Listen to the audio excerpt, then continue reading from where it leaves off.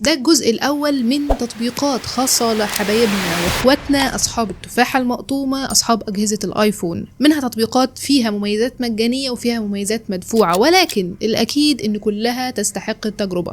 فالسلام عليكم، أنا إيمان محمد.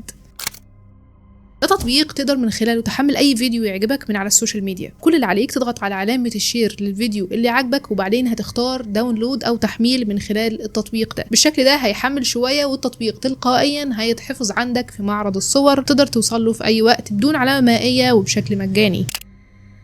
لو لسه بتستخدم جوجل كروم او متصفح كروم القديم او حتى سفاري، فمحتاج تجرب التطبيق ده. التطبيق ده ذكي جدا لانه تقدر تستخدمه كمتصفح عادي تقليدي شبه التطبيقات التانية، او تقدر تستخدمه كمتصفح ذكي. يعني مثلا لو سألته اي سؤال هو هيبحث لك في المصادر، وبعدين يرجع يقول لك انا بحثت في المصادر الفلانية ودي الخلاصة بتاعة الحاجات اللي انا بحثت عليها، ويجيب لك النقط الاساسية وتحتها المصادر بتاعتها، وبشكل ذكي وسهل ويوفر عليك وقت كبير جدا. فلازم تجربه سواء موبايلك كان اندرويد او ايفون، لان هو متاح على الجهازين، وبصراحة تطبيق فعلا يستحق التجربة.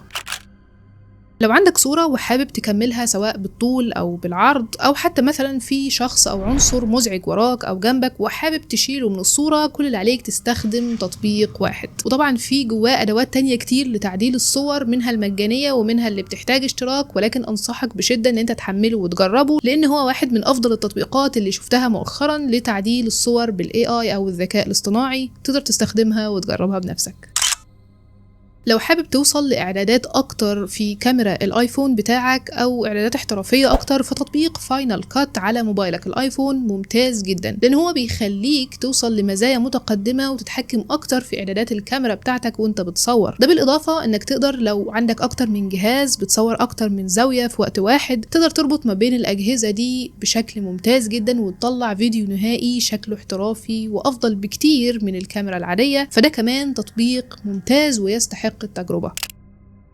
ده تطبيق لمتابعة الأحوال الجوية أو لمتابعة الطقس، ولكن الحقيقة إن هو مش عادي خالص، لأن الطريقة اللي بيعرض لك فيها درجة الحرارة اليوم والأيام اللي جاية مثالية قوي أو حلوة قوي على جهازك الآيفون، لأنك بتقدر من خلاله تشوف الأشكال مجسمة أكتر مع مؤثرات صوتية وحاجات خاصة كده مش هتعرفها لما تجربها بنفسك. وتقدر كمان تشترك وتاخد النسخة المدفوعة، ولكن النسخة المجانية بتاعته لا تزال ممتازة جدا وتستحق التجربة على موبايلك الآيفون، ومش هيخليك تقليدي في حتة الطقس دي. متأكدة ان هو هيعجبك 100%. وطبعا احنا لسه هنكمل في تطبيقات تانية كتير جدا في الجزء التاني هتستاهل ان انت تعرفها وتحملها على جهازك الآيفون. فلو انت مهتم بأجهزة الآيفون او حتى الأندرويد، الاختصارات وكل الحاجات دي، اتأكد انك دايما تشوف الفيديو الأخير اللي انا بنزله، لانه هيكون مفيد ليك بشكل او بآخر. الجزء التاني من تطبيقات الآيفون تستحق التجربة هتلاقيه في آخر السلسلة دي، لأن أنا هحدثها أول بأول.